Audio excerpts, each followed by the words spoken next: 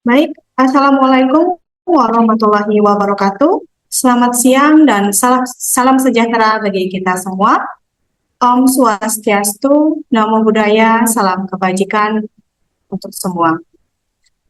Yang saya hormati Direktur Utama PT Mitra Gede Mantara, yang saya hormati Bapak Ibu narasumber yang mengisi materi pada hari ini, serta Bapak, Ibu, dan teman-teman peserta kegiatan edukasi literasi dan inklusi keuangan yang saya banggakan. Puji syukur kita panjatkan kepada Tuhan Yang Maha Esa atas karunia-Nya kita masih diberikan kesempatan untuk berkumpul pada siang hari ini dalam keadaan sehat untuk mengikuti kegiatan edukasi literasi dan inklusi keuangan yang diselenggarakan oleh PT Mitra Gadai Mataram. Perkenalkan, saya I Gusti Julia Guswina yang pada kesempatan siang hari ini akan memandu jalannya acara dari awal hingga selesai. Adapun susunan acara pada siang hari ini yang pertama, pembukaan, kedua doa, ketiga dokumentasi bersama, keempat sambutan Direktur Utama PT Mitra Gadai Mataram, kelima pengantar materi pertama mengenai edukasi literasi keuangan, ketujuh penyampaian materi kedua mengenai edukasi inklusi keuangan, kedelapan sesi tanya jawab, kesembilan kuis dan evaluasi, dan yang terakhir yaitu penyampaian kesimpulan dan penutup. Baik Bapak, Ibu, dan rekan-rekan sekalian, tema yang kita angkat pada siang hari ini merupakan tema yang sangat relevan dengan kehidupan masyarakat. Melalui kegiatan ini, diharapkan kita semakin memahami pentingnya mengelola keuangan secara bijak, mengenal berbagai layanan keuangan yang legal, serta mampu memanfaatkan produk dan jasa keuangan secara aman dan bertanggung jawab. Hadirin yang kami hormati, marilah kita memasuki acara selanjutnya, yaitu doa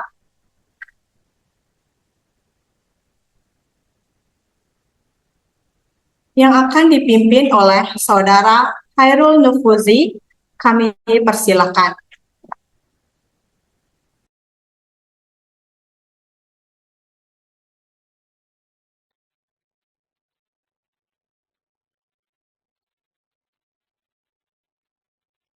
Baik, bismillahirrahmanirrahim. Assalamualaikum warahmatullahi wabarakatuh.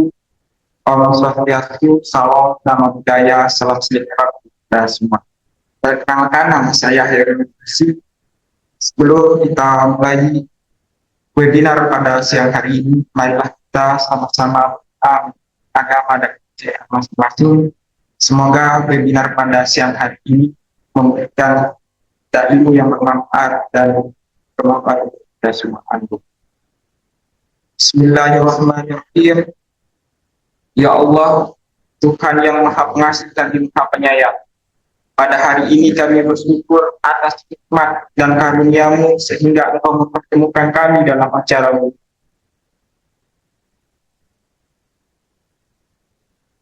Kami memohon kepadamu, limpahkanlah rahmat, hidayah, serta keberkahan kepada seluruh serta dan narasumber dan semua pihak yang terlibat dalam kegiatan ini.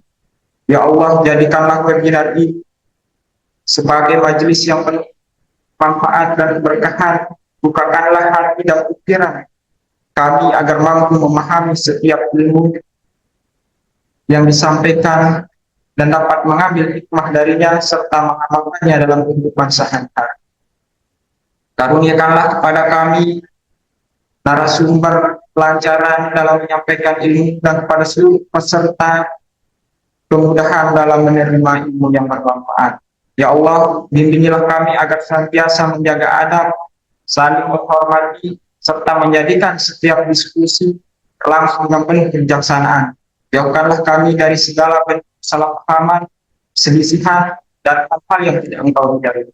Jadikanlah setiap waktu yang kami lakukan dalam kegiatan ini sebagai amal ibadah yang bernilai di sisi.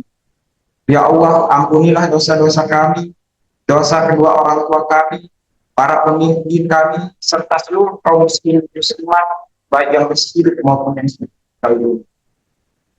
Ya Allah, Tuhan yang Maha Pengasih, Maha Penyayang, izinkanlah PT Mitra Gade Mataram semakin maju dan semakin bertambah cabang usahanya dan memberikan manfaat bagi seluruh masyarakat. Limpahkanlah kesehatan, keselamatan, rezeki yang halal dan berkah, serta mudahkanlah setiap urusan kami di dunia dan di akhirat. Allahumma yassir wa la tu'assir wa tamammil khair. Allahumma inna nas'aluka salamatan fid din wa afiyatan fil jasad wa ziyadatan fil ilmi wa barakatan fil rizqi wa taubatan qabla al-maut wa rahmatan indal maut wa rahmatan ba'dal maut. Allahumma qawlina fil maut wa najatan minan nar wa minal hisab. Rabbana la tuzigh qulubana ba'da idh hadaytana wa hab lana min ladunka rahmah innaka antal wahhab. Wa sallallahu ala sayyidina Muhammadin wa ala alihi wa sahbihi walhamdulillahi rabbil alamin. Sekian dari saya. Assalamualaikum warahmatullahi wabarakatuh.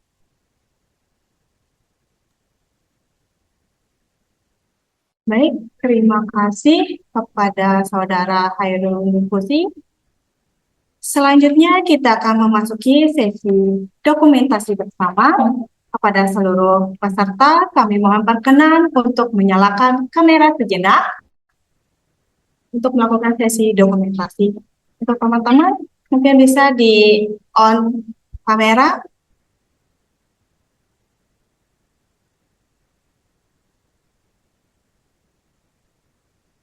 Berikan senyum manisnya, gaya terbaiknya. Untuk panitia, mungkin bisa diambil dokumentasinya. Saya hitung 1, 2.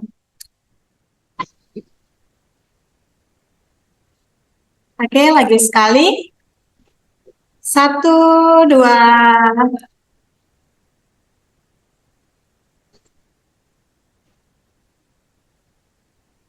Oke, terima kasih kepada para peserta.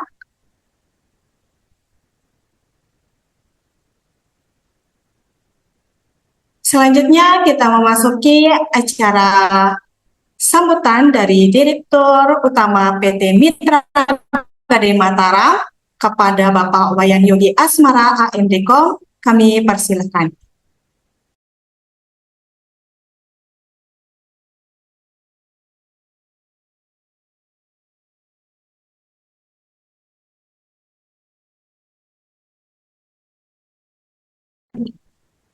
Mic-nya belum on, Mas.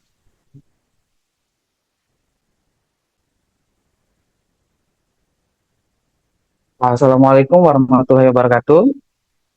Om Swastiastu, nama budaya, salam kebajikan. Selamat siang, salam sejahtera untuk kita semua. Yang saya hormati Ibu Elwis, yang saya hormati Ibu Elwis Ensir Sania, SAB MM, selaku narasumber yang akan memberikan materi literasi keuangan. Yang saya hormati Saudara Muhammad Ridwan, selaku pemateri yang akan memberikan materi inklusi keuangan. Yang saya hormati seluruh panitia, selaku serta rekan-rekan peserta yang telah bergabung pada Zoom kali ini. Pertama-tama, mari kita panjatkan puji syukur kehadap Tuhan Yang Maha Esa, karena atas karunia-Nya kita dapat berkumpul dalam kegiatan edukasi literasi dan inklusi keuangan PT Mitra Gade Mataram dalam keadaan sehat dan penuh semangat. Atas nama manajemen PT Mitra Gade Mataram, saya mengucapkan selamat datang sekaligus menyampaikan apresiasi dan terima kasih yang sebesar-besarnya kepada Ibu Elwis Yansir Saniah, SAB MM, salah satu dosen manajemen dan salah satu dosen saya juga di Universitas Teknologi Mataram. Beliau menjabat sebagai Ketua Prodi Manajemen. Jadi teman-teman yang ingin menambah wawasan terkait ilmu manajemen atau keuangan bisa langsung menghubungi beliau. Dan sekali lagi saya ucapkan terima kasih kepada Ibu Elwis yang telah berkenan meluangkan waktu untuk hadir dan berbagi ilmu kepada kita semua pada hari ini. Terima kasih juga saya sampaikan kepada Saudara Muhammad Ridwan yang akan menyampaikan materi mengenai inklusi keuangan. Beliau merupakan staf internal dari Mitra Gade Mataram yang menjabat sebagai Kepala Digital Marketing. Semoga ilmu dan pengalaman yang dibagi hari ini dapat memberikan manfaat yang besar bagi seluruh peserta. Saya juga mengucapkan terima kasih kepada seluruh peserta yang telah meluangkan waktunya untuk mengikuti kegiatan ini. Kehadiran teman-teman semua menunjukkan bahwa semakin banyak generasi muda yang memiliki kepedulian terhadap pentingnya memahami dan mengelola keuangan dengan baik. Teman-teman yang saya banggakan, di era digital cepat-cepat seperti sekarang, kemampuan mengelola keuangan merupakan salah satu keterampilan yang sangat penting. Memiliki penghasilan saja tidak cukup apabila kita mampu mengelola keuangan dengan bijak.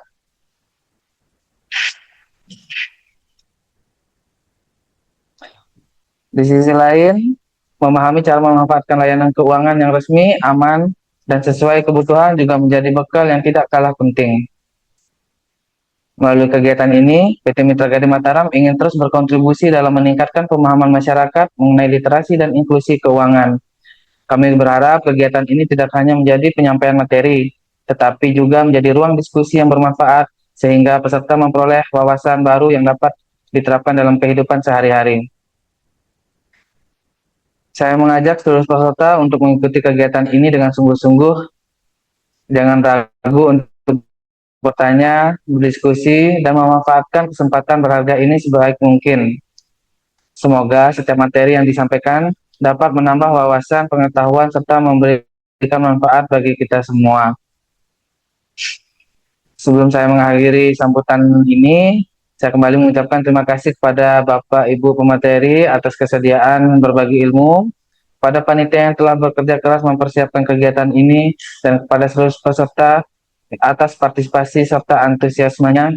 Dengan mengucapkan Om Santi Santi Om, kegiatan edukasi dan inklusi keuangan Mitra Gade Mataram secara resmi saya nyatakan dibuka.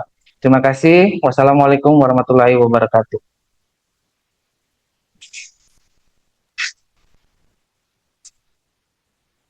Baik, terima kasih kepada Bapak Direktur Utama PT Mitra Gade Mataram atas sambutan sekaligus motivasi yang telah diberikan kepada kita semua. Sebelum memasuki sesi materi, izinkan saya menyampaikan beberapa tata tertib selama kegiatan berlangsung. Pertama, seluruh peserta diharapkan tetap berada Zoom meeting hingga kegiatan selesai. Mikrofon peserta tetap dalam keadaan mute selama penyampaian materi. Apabila ingin bertanya, silakan menggunakan fitur raise hand atau menuliskan pertanyaan pada kolom chat.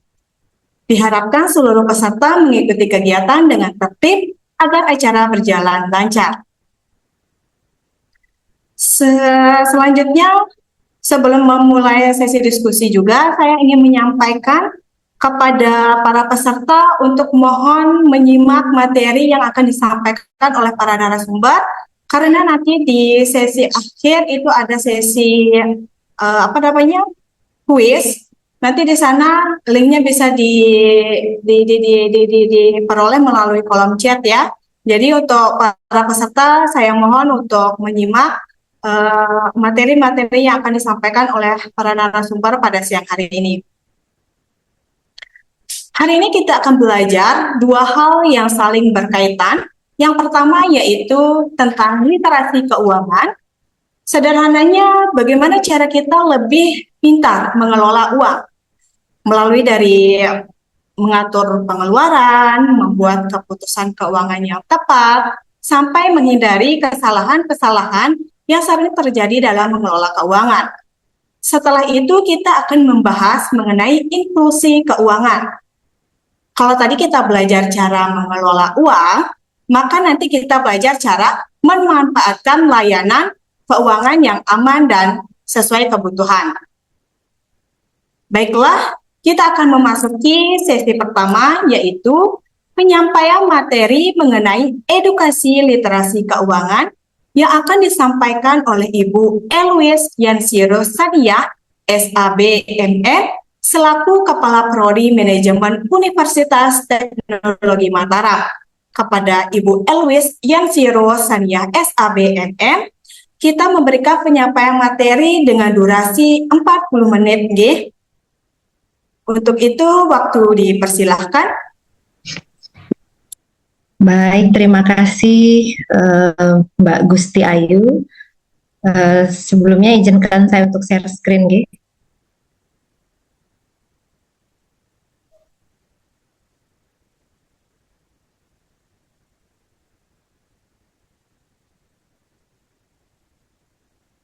Oke, sudah tampil Bapak Ibu? Sudah, Ibu. Oke, baik. Kita Bu. Bismillahirrahmanirrahim. Assalamualaikum warahmatullahi wabarakatuh. Waalaikumsalam warahmatullahi wabarakatuh. Selamat siang dan salam sejahtera untuk kita semua.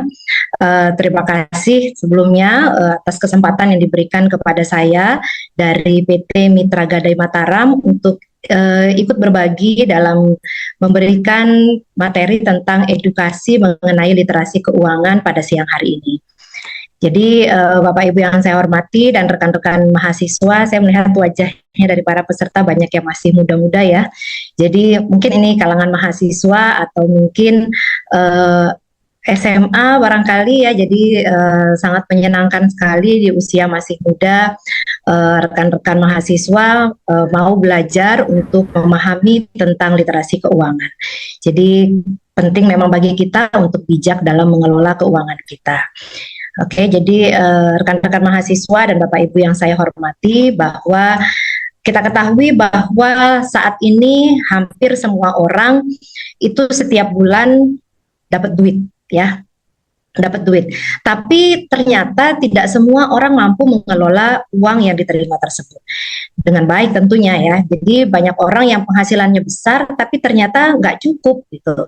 Tapi ada juga yang beberapa orang yang atau sementara bagi sebagian orang itu penghasilannya sederhana saja tapi dia mampu hidup dengan baik karena salah satunya adalah karena mampu mengelola keuangan itu tadi. Oke, jadi artinya di sini masalah sebenarnya itu bukan pada berapa banyak uang yang kita terima, tapi pada kemampuan kita untuk mengelola keuangan tersebut. Oke. Baik. Sebelum kita bahas pentingnya tentang literasi keuangan, jadi saya ingin menyampaikan definisi dari literasi keuangan terlebih dahulu, bahwa literasi keuangan itu adalah kemampuan seseorang untuk menerima informasi keuangan sehingga ia mampu untuk mengambil keputusan keuangan yang tepat ya. Jadi dari literasi keuangan ini nantinya ya kita akan bisa mempelajari ya, 3 hal penting ya. Yang pertama adalah bagaimana mengelola keuangan secara bijak. Kemudian yang kedua, bagaimana menghindari masalah keuangan. Dan yang ketiga adalah kapan layanan gadai itu dapat menjadi solusi keuangan yang paling aman untuk kita gunakan. Nah, kenapa literasi keuangan ini penting? Karena dari literasi keuangan kita bisa mengelola dan memahami keuangan kita dengan baik sehingga bisa meningkatkan kesejahteraan pada kehidupan kita sendiri ataupun kehidupan orang-orang di sekitar kita karena kita bisa memberikan contoh kepada mereka gitu. Nah, sebelum kita berbicara tentang investasi, tabungan atau pinjaman, kita terlebih dahulu harus paham apa itu literasi keuangan sehingga kita bisa membedakan mana yang namanya kebutuhan dan keinginan serta mana yang namanya kebutuhan yang kita ada-adakan atau yang lebih dikenal dengan istilahnya keinginan itu tadi ya.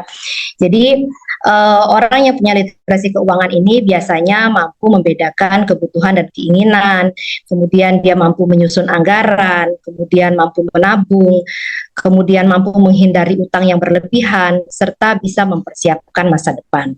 Nah, sebaliknya rendahnya literasi keuangan di sini dapat menyebabkan seseorang itu mudah termotivasi atau mudah tergiur oleh yang namanya investasi bodong. Apalagi zaman sekarang kita ketahui sangat banyak ya di sekitar kita orang-orang yang menawarkan investasi, ntar kamu store segini, saya kasih segini. Nah itu jangan cepat tergiur karena yang pertama kita tidak terjun langsung dalam kegiatan usaha itu.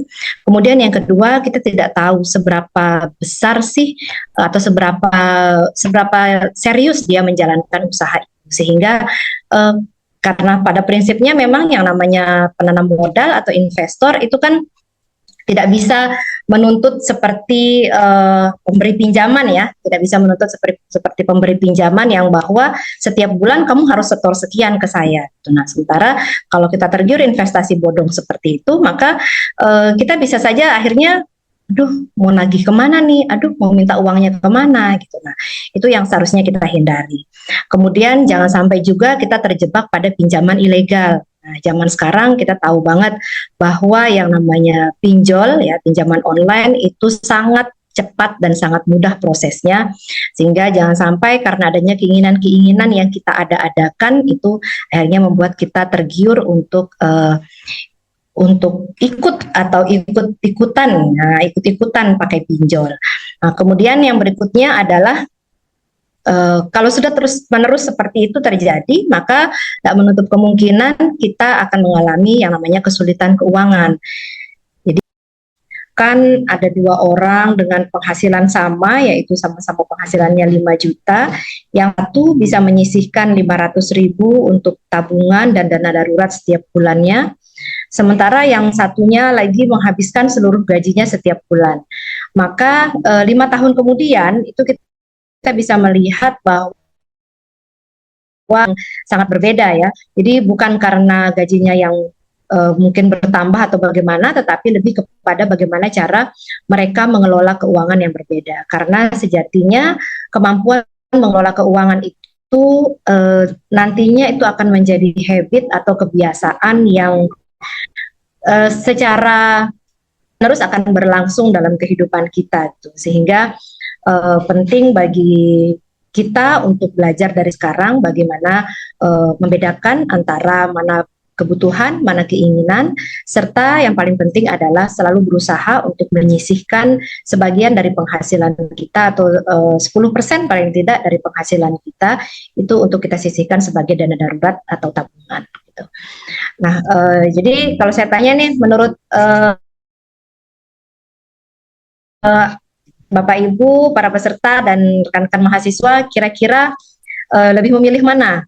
Yang uangnya dihabiskan semua, ya, penghasilan besar tapi dihabiskan semua, atau penghasilannya sederhana tapi mampu dikelola dengan baik? Sederhana tapi mampu dikelola dengan baik sepertinya. Oke. Sepakat ya, baik.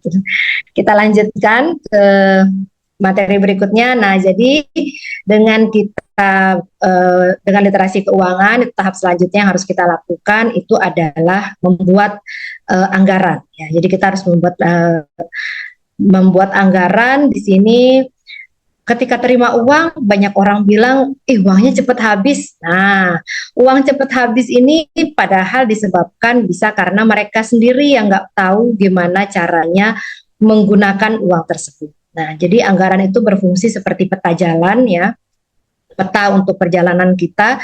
Kalau nggak ada peta, ya besar kemungkinan kita akan tersesat gitu. Nah, sehingga langkah-langkah pertama yang harus dilakukan itu adalah mencatat semua pemasukan dan sumber pendapatan kita.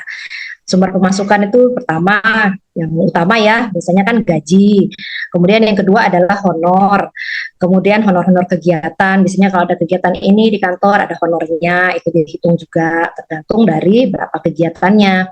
Kemudian bonus, nah bonus bulanan nih biasanya ada insentif ketika target tercapai misalnya. Nah, kemudian mungkin kalau kita punya usaha sampingan, kita bisa masukkan unsur pendapatan usaha sebagai sumber pemasukan kita. Nah, kemudian dari situ kita bisa menurunkannya kepada pengeluaran, menurunkannya kepada catatan pengeluaran. Pengeluaran tetapnya itu apa aja? Nah, yang pertama listrik, kuota. Nah, misalnya kita punya cicilan angsuran rumah atau angsuran motor itu dimasukkan ke dalam pengeluaran tetap. Begitupun dengan biaya pendidikan. Jika ini orang tua ya, bagi orang tua yang sudah menyekolahkan anak, ada SPP setiap bulan yang harus dibayarkan, kemudian ada uang tahunan yang juga mungkin harus dibayarkan, karena kita ketahui di sekitar kita ada banyak sekolah swasta, dan zaman sekarang orang lebih memilih memasukkan anaknya ke sekolah swasta, sehingga biaya pendidikan itu bisa masuk ke dalam unsur dari pengeluaran tetap yang harus dikeluarkan. Nah, selain pengeluaran tetap, jangan menutup mata juga bahwa ternyata kita punya pengeluaran tidak tetap. Gitu. Pengeluaran tidak tetap itu kalau nggak dicatat itu justru kadang-kadang dia lebih besar daripada pengeluaran tetapnya. Karena apa? Karena kita tuh kalau pengeluaran tidak tetap tuh nggak kerasa ya, nggak kerasa. Akhirnya nggak bisa dipisahkan antara mana pengeluaran tidak tetap dengan mana yang namanya keinginan tadi. Sementara pengeluaran tidak tetap itu sebenarnya bukan dianggap sebagai keinginan ya, karena kadang-kadang kan memang kita juga butuh yang namanya berwisata misalnya, ya jalan-jalan misalnya, atau sekedar belanja online misalnya. Nah, dari angka pendapatan tadi, mari disisihkan sebagian untuk itu tadi ya, self reward lah istilahnya anak zaman sekarang ya. Self reward itu penting karena memberikan self reward atau memberikan apresiasi pada diri sendiri itu juga bisa menimbulkan kewarasan ya. Jadi waras itu penting karena kita bekerja itu butuh waras ya. Itu bekerja, kuliah itu butuh waras, jadi maka penting bagi kita untuk juga mencatat yang namanya pengeluaran tidak tetap. Misalnya mungkin makan di luar juga termasuk ya. Nah, dari situ kita, dan terutama di pengeluaran tidak tetap tadi, kita bisa bedakan nih pengeluaran tidak tetap itu termasuknya kebutuhan butuh atau sebenarnya hanya keinginan. Nah, yang termasuk keinginan ya, jadi kalau kebutuhan saya kan adik-adik udah bisa bedakan ya, seperti makan, minum, makan, tempat tinggal, pendidikan, itu udah merupakan kebutuhan. Sementara yang keinginan nih kadang-kadang banyak yang kita masih susah untuk menentukan. Yang pertama adalah gadget baru misalnya. Nah, itu keinginan tuh, kalau gadget lamanya masih bagus, jangan dulu deh diganti. Tuh bisa. Kemudian nongkrong setiap hari, itu juga merupakan keinginan. Sewaktu-waktu boleh saja, tapi kalau setiap hari itu sudah bukan namanya kebutuhan tidak tetap, tapi itu masuk kategori keinginan. Kemudian membeli barang karena diskon, itu juga merupakan adalah kebutuhan, keinginan ya. Karena ternyata membeli barang pada saat diskon, apalagi tidak dibutuhkan, itu merupakan bukan kita mengejar untung ya, tapi lebih kepada kita menyia-nyiakan uang. Gitu. Sehingga penting untuk diperhatikan hal-hal tersebut. Nah, dan yang terakhir adalah yang keempat itu adalah evaluasi dan sesuaikan anggaran secara berkala. Dari catatan-catatan kita tadi itu kita evaluasi apakah ada pengeluaran yang sebenarnya bisa dikurangi.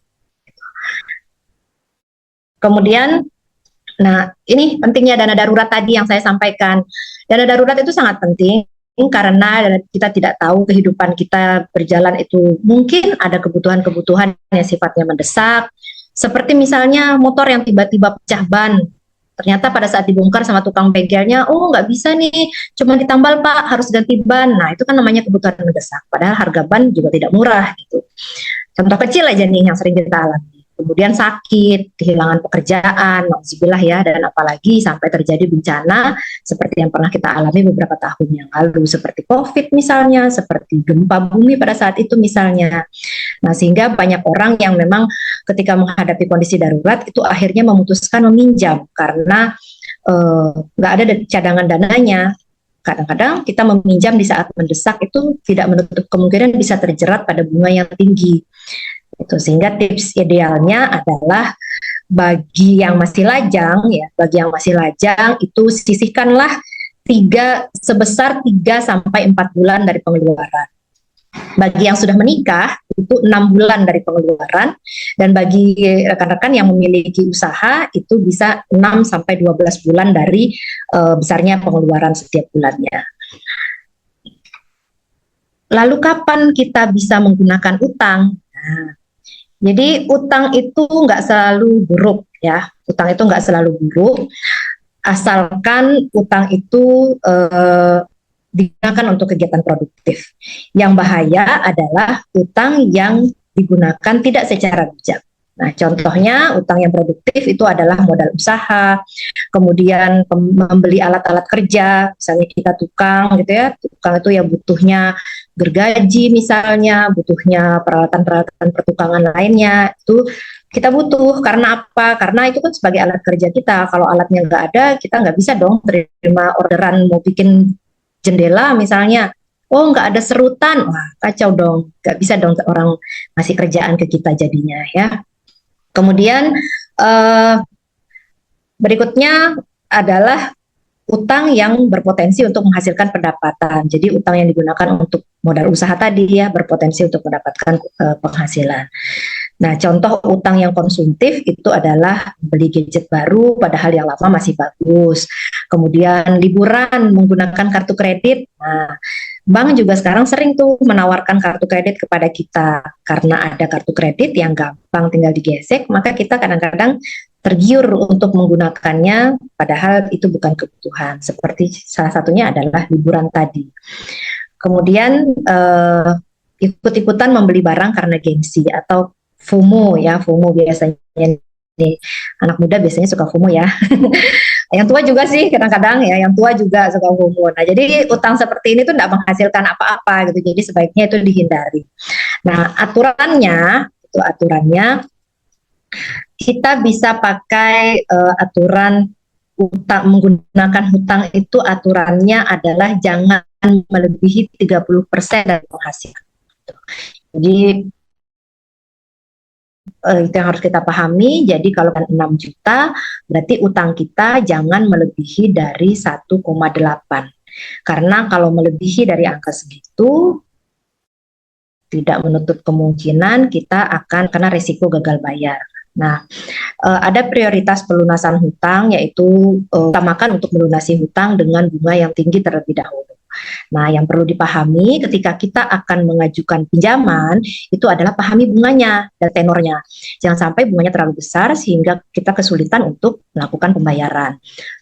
Demikian pula juga dengan tenor. Nah, kalau tenornya itu bisa dipanjangkan sehingga nilai pembayaran setiap bulannya bisa lebih kecil, maka kita mungkin bisa memilih yang itu. Jadi penting untuk memahami bunga, tenor, serta memprioritaskan untuk pelunasan hutang. Jadi kalau saya boleh tanya sekarang sampai sejauh ini, masih mau ngutang untuk beli HP baru? Para peserta, apakah masih bersedia mengutang untuk membeli HP baru yang padahal HP lama masih bagus? Gimana tanggapannya teman-teman? Ada yang masih mau berhutang untuk hal-hal yang tidak perlu? Hal-hal yang tidak perlu yang sehingga pada saat pembayaran, wah kok jadi banyak gitu ya. Gitu ya. Karena ternyata banyak hutang yang digunakan untuk kegiatan yang tidak produktif ya. Baik, mungkin sambil dipikir-pikir kali ya belum bisa jawab sebenarnya HP itu kan, nah gitu. Jadi penting untuk diperhatikan manfaat dari penggunaan barang itu sendiri juga sangat penting ya kita masukkan dalam perhatian kita. Oke, lalu kapan gadai itu menjadi solusi? Gadai ini kita ketahui bahwa gadai adalah solusi yang cepat ya, solusi yang cepat karena apalagi bagi rekan-rekan yang punya barang berharga, gitu. Yang punya barang berharga sehingga seringkali masyarakat ingin cepat-cepat menggadaikan barang berharganya. Gitu. Nah lalu kadang-kadang ini yang sering terjadi juga adalah seringkali terjadi di masyarakat menganggap ada juga yang menganggap gadai itu sebagai sesuatu yang negatif. Enggak ya sebenarnya ya, padahal itu sebenarnya tidak. Jadi gadai itu merupakan salah satu solusi pembiayaan yang legal apabila lagi-lagi digunakan secara tepat ya. Digunakan secara tepat. Misalnya kayak tadi ada sakit mendadak ya, misalnya seperti itu. Kemudian biaya pendidikan, kemudian kebutuhan modal usaha, kemudian kebutuhan yang sifatnya mendesak yang tidak bisa kita hindari sama sekali, maka kita boleh saja pakai bantuan dari lembaga gadai ya atau lembaga keuangan non-bank. Jadi yang penting adalah kita menggunakan gadai itu untuk kebutuhan produktif atau keadaan darurat. Jadi bukan untuk memenuhi gaya hidup. Nah, apa saja sih kelebihannya gadai? Gadai itu kita punya kelebihan ya, beberapa karena kita punya barang agunan atau barang jaminannya, maka prosesnya biasanya lebih cepat dibandingkan dengan kita meminjam ke bank.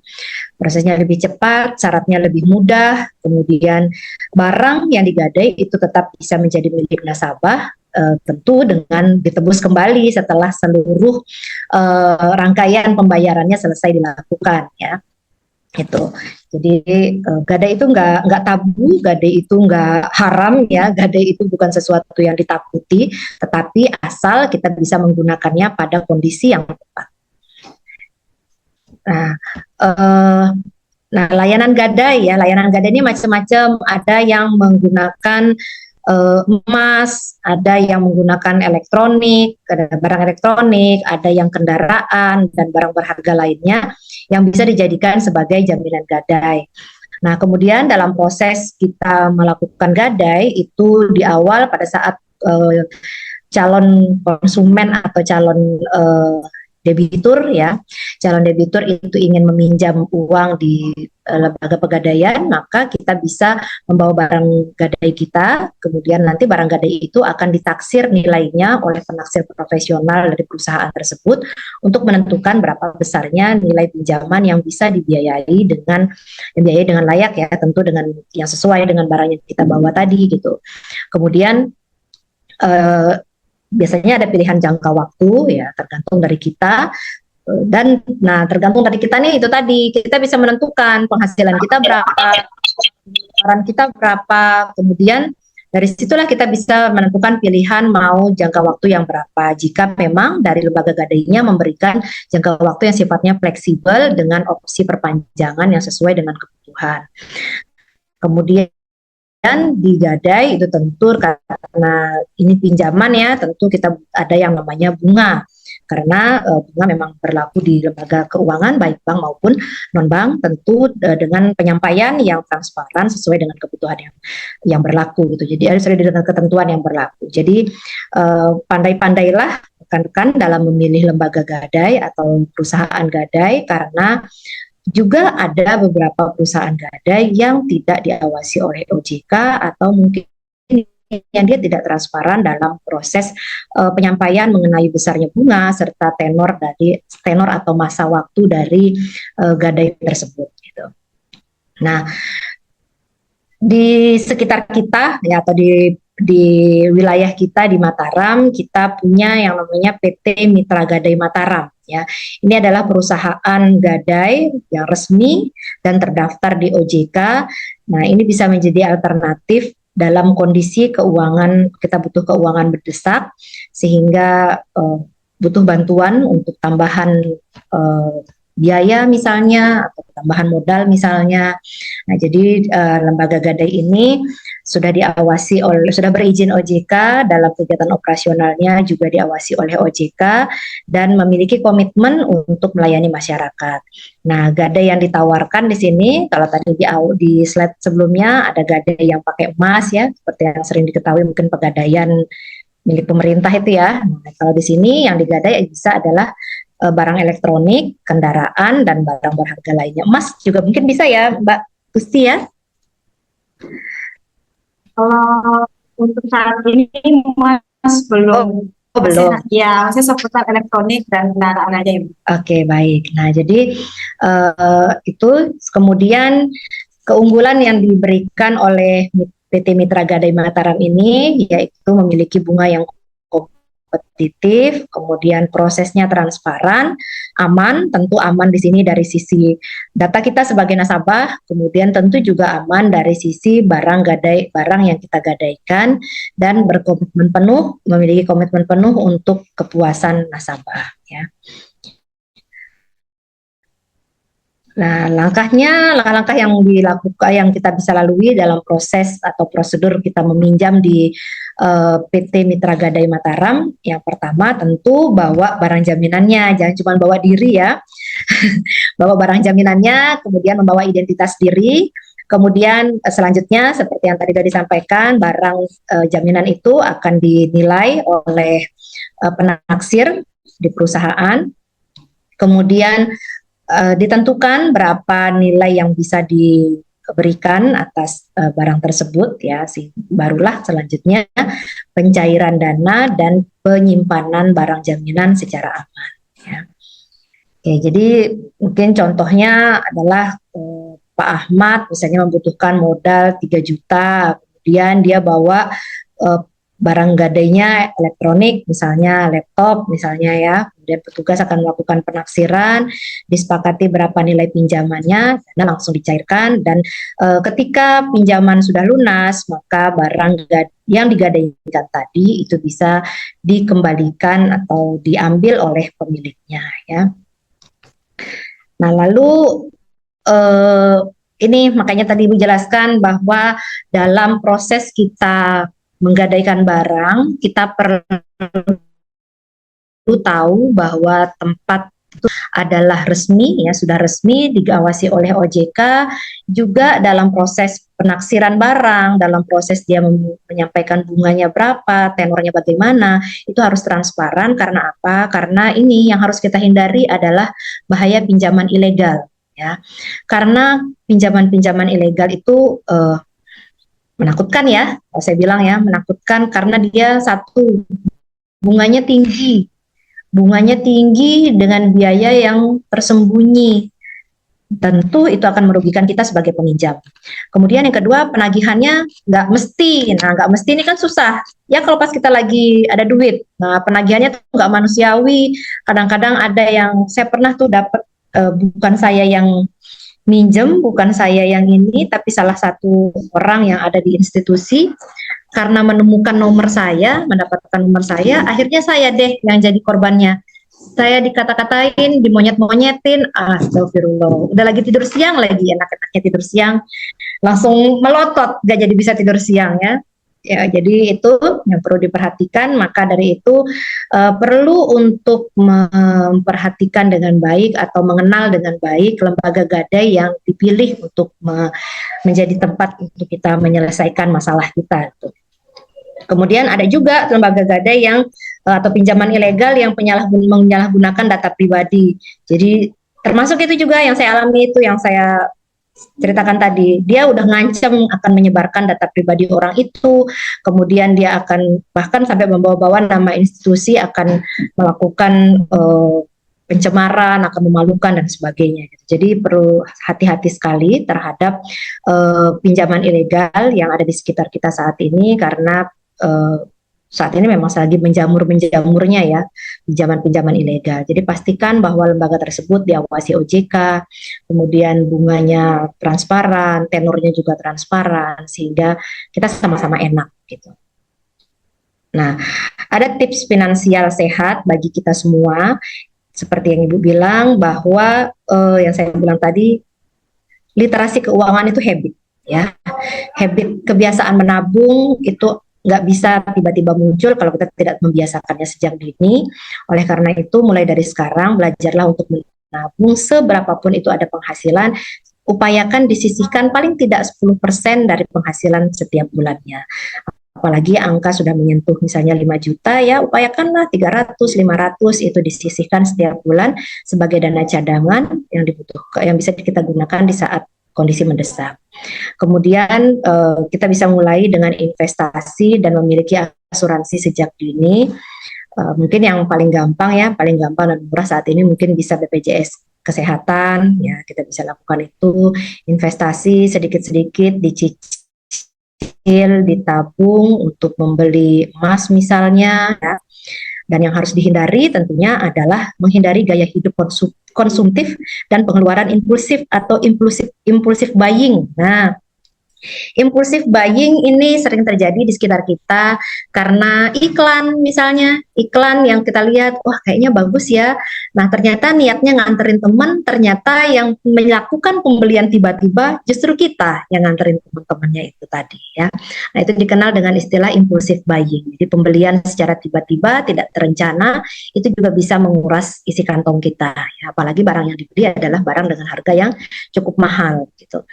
Kemudian upayakan agar utang itu tidak melebihi dari 30% penghasilan. Seperti yang saya sampaikan tadi, jika penghasilannya 6 juta, maka ya maksimal 1,8 atau 2 juta lah, itu sudah sangat banyak untuk menjadi utang gitu ya, untuk bisa dijadikan sebagai yang bisa kita gunakan untuk utang. Berarti kalau penghasilannya 6 juta, mungkin kita bisa untuk angsur rumah 1.200.000 barangkali, kemudian sisanya mungkin untuk ngangsur motor mungkin, atau ngangsur laptop untuk bekerja, itu masih memungkinkan gitu ya.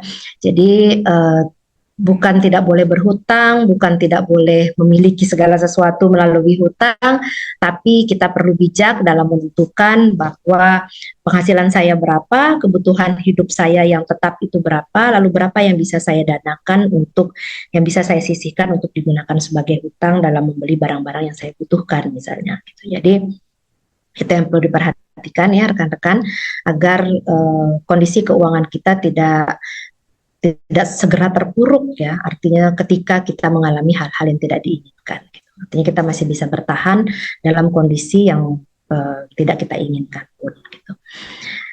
Nah, jadi mulai hari ini saya harapkan kepada rekan-rekan mahasiswa, Bapak Ibu, kita semua tentunya termasuk diri saya juga ya, mari kita mulai mengelola keuangan, karena kita harus paham ya bahwa hidup itu tidak bisa, kadang-kadang berjalan tidak sesuai seperti rencana kita, kadang-kadang ada saja musibah-musibah kecil yang mungkin kita hadapi sewaktu-waktu gitu.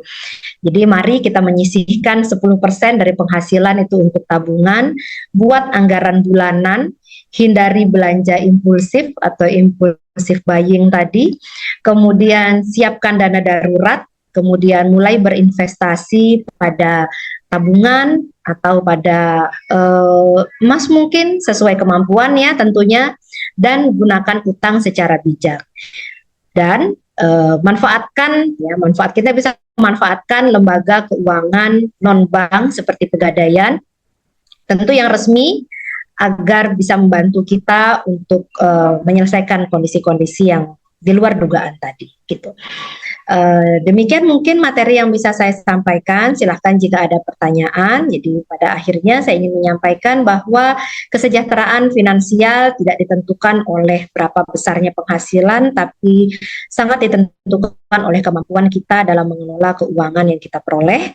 Sehingga hari ini kita bisa belajar bahwa memahami literasi keuangan itu akan membantu kita dalam mengambil keputusan yang lebih baik dalam hal keuangan, kemudian mampu membantu kita untuk mengelola anggaran dan dana darurat sehingga dapat melindungi kita dalam masalah keuangan. Kemudian utang harus digunakan secara bijak dan proporsional. Kemudian layanan gadai itu dapat menjadi solusi yang aman apabila dimanfaatkan melalui lembaga resmi untuk kebutuhan yang tepat ya. Saya berharap setelah webinar ini kita semua ya Bapak Ibu, saya dan rekan-rekan mahasiswa bisa menjadi pribadi yang lebih bijak dalam memanfaatkan dan mengelola keuangannya, serta mampu menjadi agen edukasi bagi orang-orang di sekitar kita dan lingkungan di sekitar kita. Demikian materi dari saya. Terima kasih. Assalamualaikum warahmatullahi wabarakatuh. Selamat siang dan salam sejahtera untuk kita semua.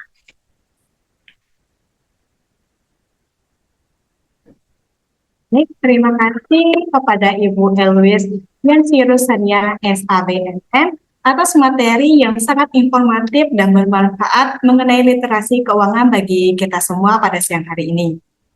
Nah, kalau tadi kita belajar bagaimana mengatur uang dengan baik, untuk materi kedua kita akan belajar bagaimana memanfaatkan layanan keuangan secara tepat. Karena tujuan akhirnya sama, supaya kita tidak semakin bijak atau semakin bijak kita dalam mengambil keputusan keuangan.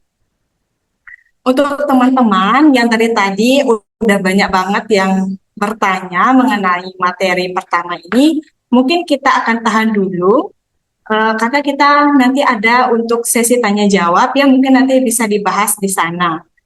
Jadi untuk teman-teman apakah masih antusias atau bersemangat untuk mendengarkan atau menyimak materi yang kedua pada siang hari ini?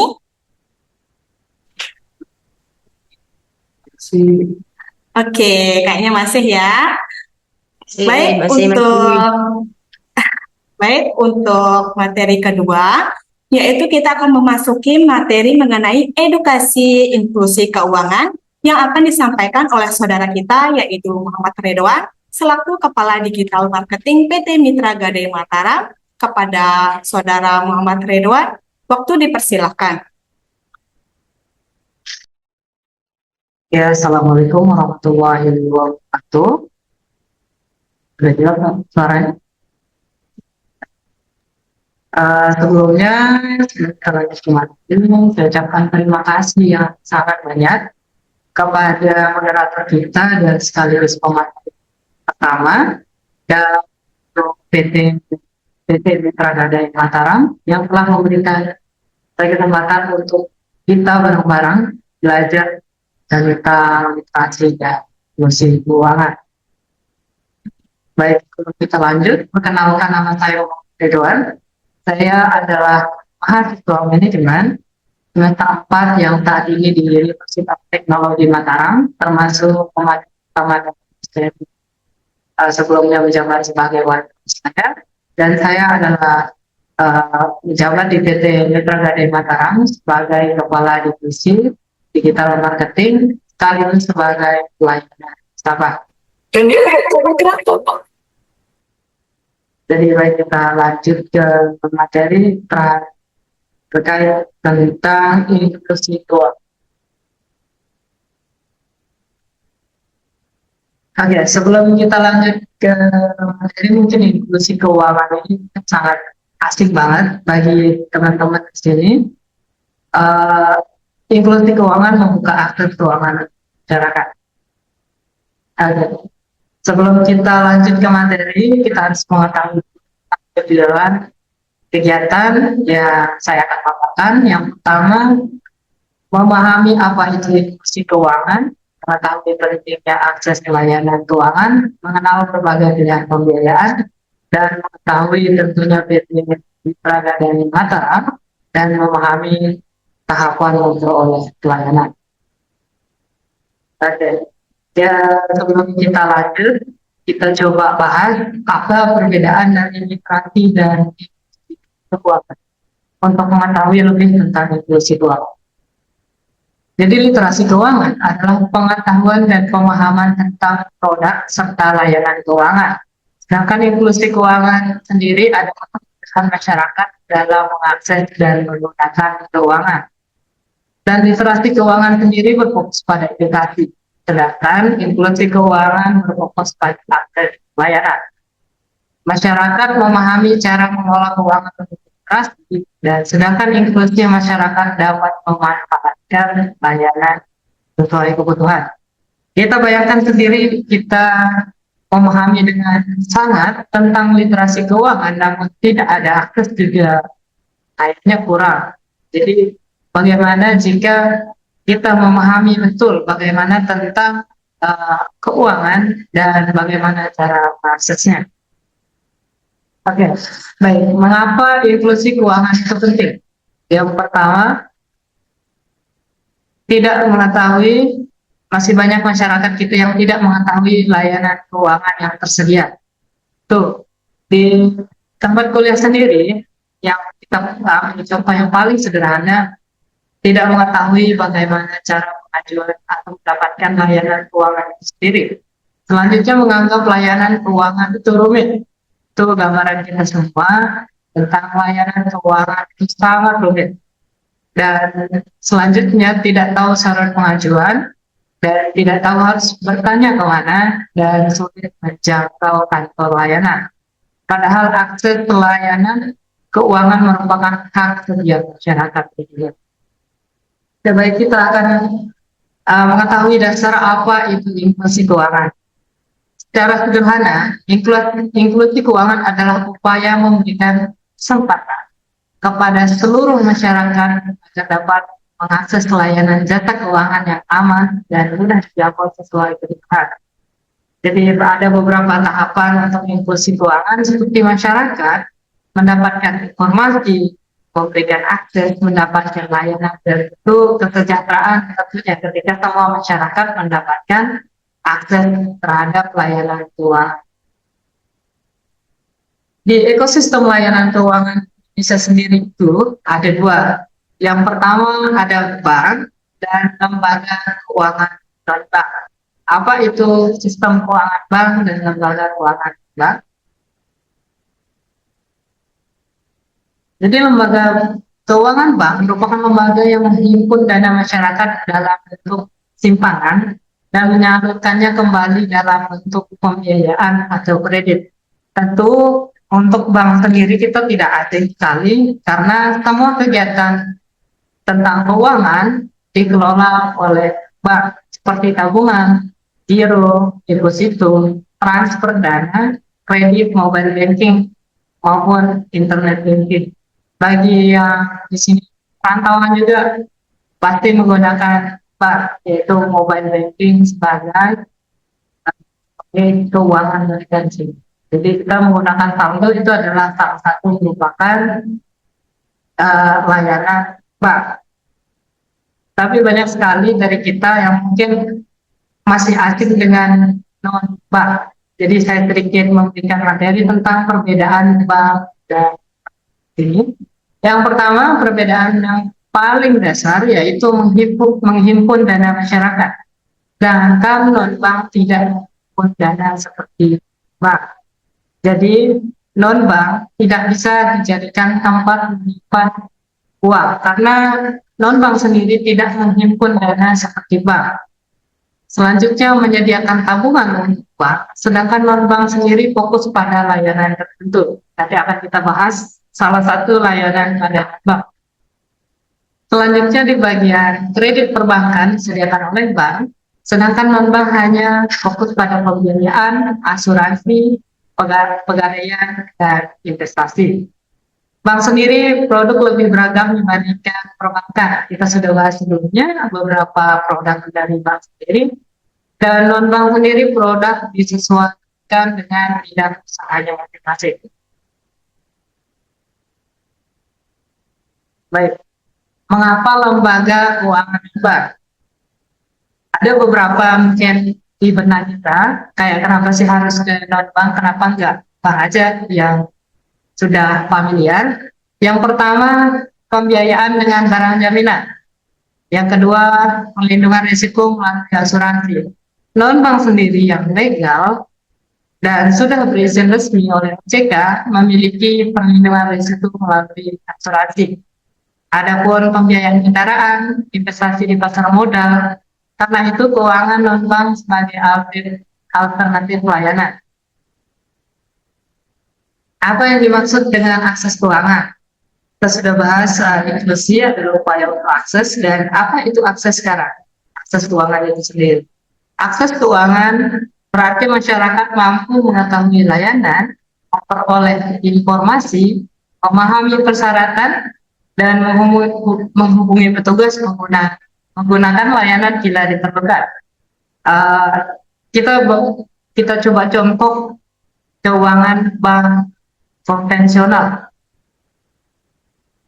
Untuk memperoleh informasi, kita tentu harus ke tugas.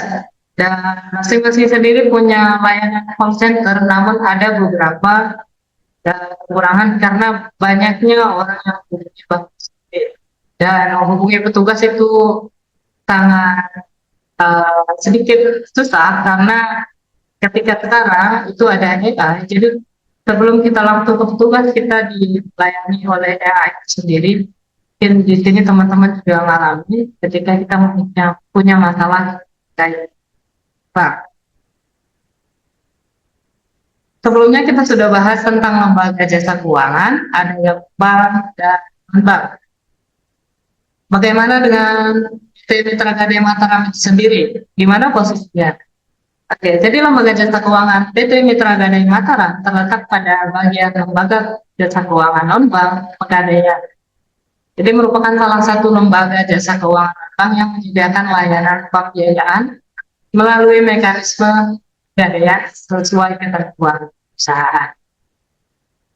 Mengapa Pegadaian menjadi salah satu pilihan?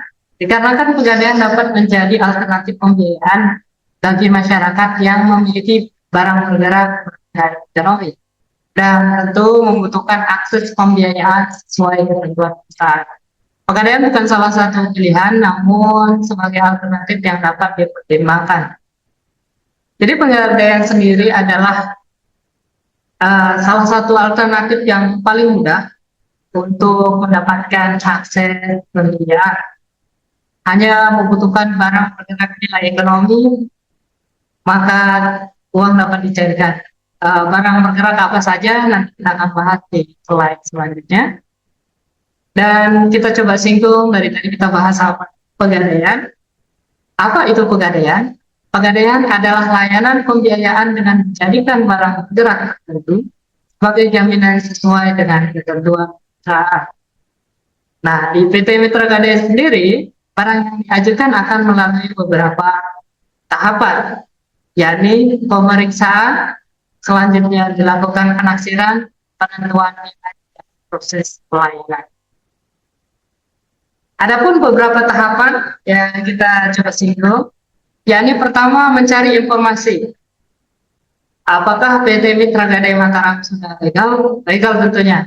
Cuman ilmu di sini bisa dipakai untuk berbagai layanan. Pertama mencari informasi, yang kedua datang ke kantor, dilanjutkan dengan konsultasi dan mengetahui persyaratannya apa saja.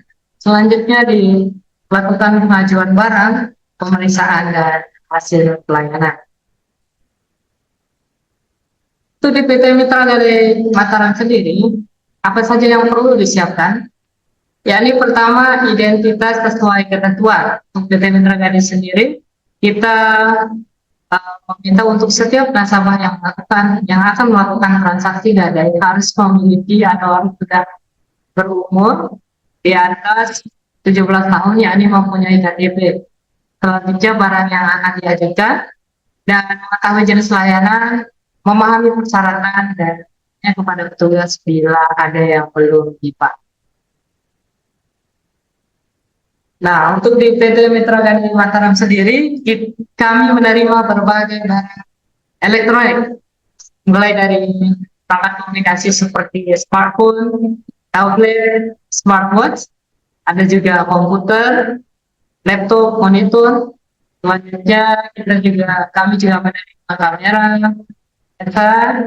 selanjutnya ada TV, dilanjutkan dengan kulkas, sepeda elektrik, dan nanti banyak lagi tentunya.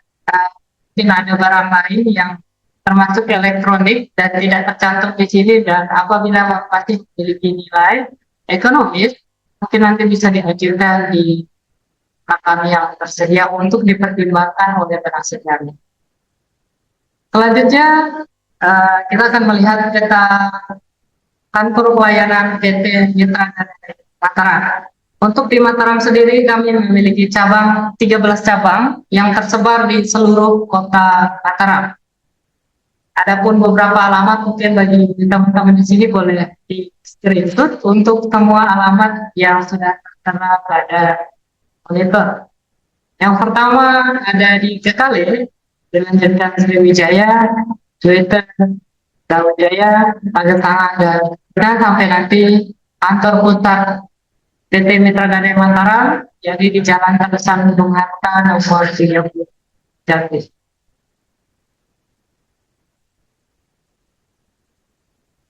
Dilanjutkan dengan kantor pelayanan kami yang tersebar tadi, boleh di screenshot. Ini adalah nomor pelayanan atau nomor masing-masing cabang PT Mitra Gadai Mataram.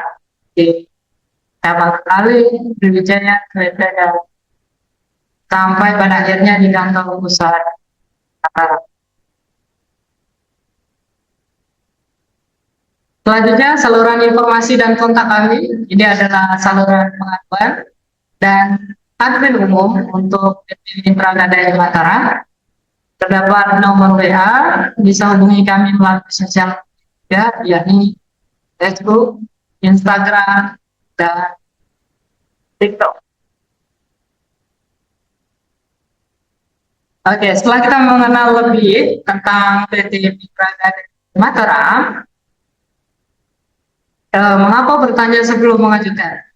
Jadi untuk teman-teman di sini, sebelum kita lanjut ke proses transaksi, perlu untuk bertanya terlebih dahulu terkait layanan, mengetahui surat syaratnya, menyiapkan dokumen yang diperlukan, untuk menghindari kesalahan kerja dan menentukan pilihan yang sesuai dengan Tuhan.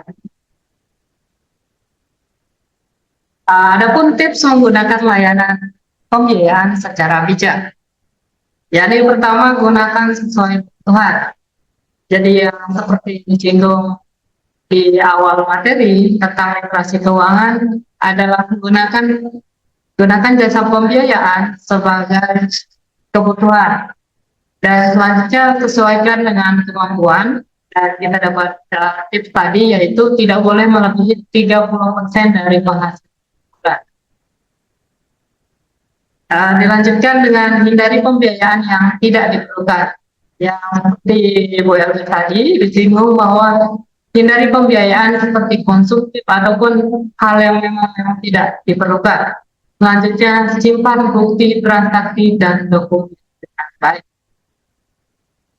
Terima kasih. Berikut materi dari saya.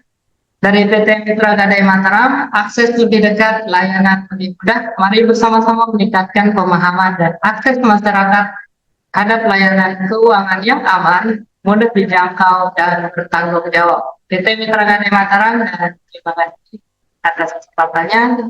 Assalamualaikum warahmatullahi wabarakatuh.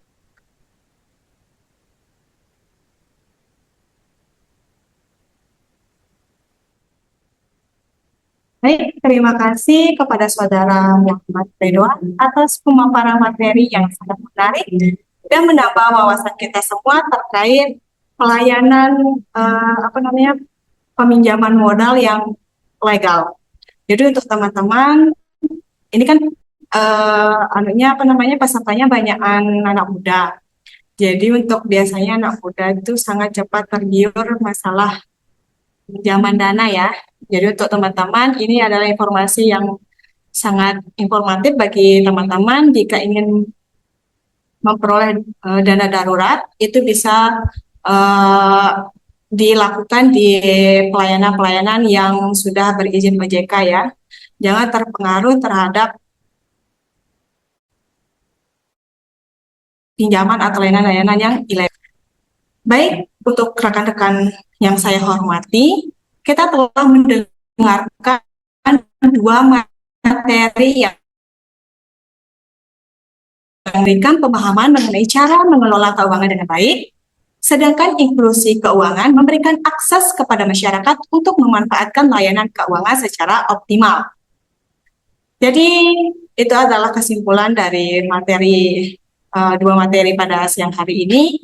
Selanjutnya kita akan memasuki sesi tanya-jawab yang sudah dari tadi sepertinya rekan-rekan udah banyak nih yang mengajukan pertanyaan pada kolom chat ya. Bagi peserta yang ingin mengajukan pertanyaan baru mungkin bisa menekan atau mengklik fitur raise hand atau bertanya melalui kolom chat ya. Kami akan memberikan kesempatan kepada 3 sampai 5 penanya pada siang hari ini.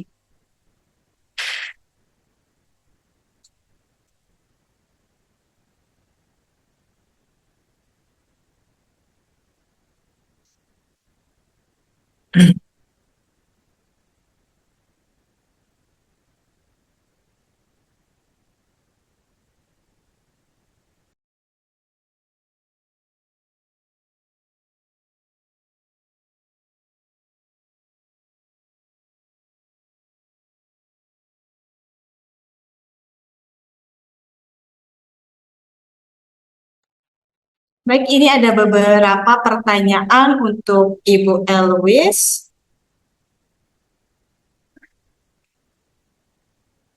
Sepertinya banyak banget ini pertanyaan untuk Ibu ya. Baik, ada pertanyaan dari Zulfa. Itu ada bertanya terkait banyak anak muda mengejar imbalan hasil tinggi melalui investasi tetapi mengabaikan dana darurat. Bagaimana proporsi ideal antara dana darurat dan instrumen investasi? Jadi untuk pertanyaan yang kedua di sini ada 2 pertanyaan Ibu nggih. Yang Oke. pertanyaan kedua itu ada inflasi yang terus meningkat. Apakah menyimpan dana darurat di tabungan biasa masih relevan atau sebaiknya dialihkan ke layanan keuangan yang lebih menawarkan profitabilitas lebih tinggi? Mungkin bisa dijawab, Ibu. Terima kasih atas pertanyaannya, Zulfa. Oke, baik Zulfa. Eh, Tadi saya sempat melihat pertanyaannya ya. Banyak anak muda mengejar imbal hasil tinggi melalui investasi, tapi mengabaikan dana darurat. Bagaimana porsi ideal antara dana darurat dan instrumen investasi? Jadi kalau ditanya mengejar imbal hasil tinggi melalui investasi, tapi lupa dana darurat, itu hal yang tidak tepat ya, karena dana darurat itu adalah pondasinya. Sementara investasi itu adalah lantainya. Seperti rumah tuh kayak gitu ya gambarannya. Jadi kalau ditanya mana yang duluan dibangun, ya tentu dana darurat dulu dong. Nah, setelah dana darurat ada, barulah kita mempersiapkan lantainya. Jangan sampai kita mengejar imbal hasil yang tinggi, tapi ternyata kita lupa bahwa kita nggak punya dana darurat. Itu salah. Jadi harus dana daruratnya ada, barulah kita berpikir untuk investasi. Makanya lebih dahulu dibangun itu adalah fondasinya, bukan lantainya. Kemudian kalau ditanya berapa proporsi ideal antara dana darurat dan instrumen investasi, dana darurat tadi seperti yang sudah saya sampaikan itu adalah 10% paling tidak dari penghasilan. Kemudian untuk investasi, ya, untuk investasi kita bisa pakai 10-20% penghasilan itu dialokasikan untuk investasi. Nah, sisanya tentu untuk kebutuhan hidup, cicilan, tabungan, dan tujuan keuangan yang lainnya. Begitu. Kemudian pertanyaan kedua tadi, dengan inflasi yang terus meningkat, apakah menyimpan dana darurat di tabungan biasa masih relevan atau sebaiknya dialihkan ke layanan keuangan yang menawarkan profitabilitas lebih tinggi? Dalam hal dana darurat, rekan-rekan, kita jangan mengharapkan imbal hasil dari dana darurat, ya, karena tentu dana darurat itu sifatnya kita letakkan pada tabungan, ya tentu tabungan ya. Kalau deposito itu kan ada jangka waktunya baru bisa diambil. Nah, namanya aja dana darurat. Jadi dana darurat itu kan kita butuhnya cepat. Jadi dana darurat itu harus yang likuiditasnya tinggi. Likuiditas itu maksudnya dicairkannya bisa segera, tidak butuh waktu lama untuk mencairkannya. Jadi kita bisa gunakan dulu dana darurat, kita bisa masukkan dulu dana darurat itu sebagai ya tadi saya bilang fondasi, bahwa dia kita tidak boleh mengharapkan imbal hasil dari dana darurat karena memang kita akan gunakan sewaktu-waktu kita butuhkan gitu. Nah, jika lagi seperti materi yang saya sampaikan, jika dana daruratnya, jika Anda lajang, itu simpan sebanyak 4-6 bulan penghasilan ya. Jika sudah masuk di angka itu, barulah kita berpikir untuk ke investasi dengan profitabilitas yang lebih tinggi. Artinya dana darurat tetap harus ada, gitu. Terutama dalam kondisi inflasi seperti sekarang ini, dana darurat penting banget. Begitu. Baik, Ibu, terima kasih atas jawabannya. Untuk Bagaimana Ulfa tadi? Ulfa ya. Zulfa. Zulfa. Bagaimana Zulfa? Bagaimana rekan Zulfa? Apakah sudah sesuai dengan sesuai dengan pertanyaannya? Baik, ini ada pertanyaan kedua, Ibu. Sepertinya ini pertanyaan yang sama menurut saya dari pertanyaan Mira Isma Arianti dengan Nimade Sumartini. Di sini sama-sama menanyakan terkait bagaimana tips bekerja dengan penghasilan pas-pasan. Oke. Gimana tanggapannya Ibu? Baik. Oke, bisa dijawab. Oke, jadi tentu mahasiswa dengan pemasukan pasan masih bergantung pada uang saku dari orang tua, ya. Seharusnya justru mampu menyusun anggaran yang lebih karena mereka belum meningkat drastis. Begitu. Jadi kan kalau anak kuliahan terus dapat uang dari orang tua, itu kan penghasilannya tetap ya, penghasilannya tetap. Kalaupun ada kelebihan pengeluaran, penghasilannya tetap, pengeluarannya juga sifatnya cenderung tetap. Kalaupun ada kelebihan pengeluaran, itu biasanya mungkin adik-adik ikut seminar yang berbayar sehingga harus daftar, kemudian mengeluarkan uang, atau mungkin mengikuti kegiatan-kegiatan perlombaan yang ada pembayarannya, sehingga harus ada pengeluaran tambahan gitu. Nah, langkah pertama yang harus dilakukan tentu adalah mencatat seluruh pemasukan dan pengeluaran. Banyak mahasiswa yang merasa karena uang sakunya banyak merasa uang sakunya itu terlalu kurang, padahal mereka sendiri tidak mengetahui kemana uang itu larinya digunakan. Gitu.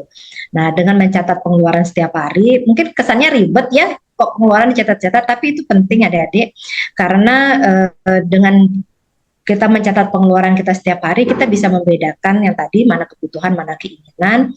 Kemudian buat anggaran, tentunya anggaran bulanan ya menggunakan skala prioritas. 50-60% itu adalah untuk kebutuhan pokok, kemudian 20-30% itu adalah biaya pendidikan seperti membeli buku, fotokopi, akses internet dan lain sebagainya, atau bikin paper, tugas kuliah, itu disisihkan 20-30%. Nah, 10%-nya jika memungkinkan itu sisihkan untuk dana tabungan dan dana darurat, meskipun jumlahnya kecil, meskipun sekedar 100.000 itu sisihkan, karena itu pasti akan bermanfaat ke depannya. Nah, barulah 10-20%-nya itu untuk kebutuhan pribadi seperti misalnya membeli skincare atau mungkin hiburan seperti mungkin makan di kafe sesekali gitu ya. Nah, jadi persentase ini lakukan terus dengan angka yang mutlak ya. Mutlak itu berarti tetap jumlahnya, sehingga tidak membuat Anda kelimpungan, dan yang paling penting adalah terapkan prinsip bayar sendiri-sendiri.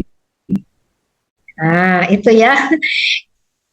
Kadang-kadang kan kita kalau tanya, itu saya bayarin dulu, sudah bayarin dulu, tapi ternyata temennya sampai rumah lupa nyerahin pembayarannya ke kita. Nah, sehingga akhirnya itu tuh yang bikin jebol kantongnya secara tidak disadari.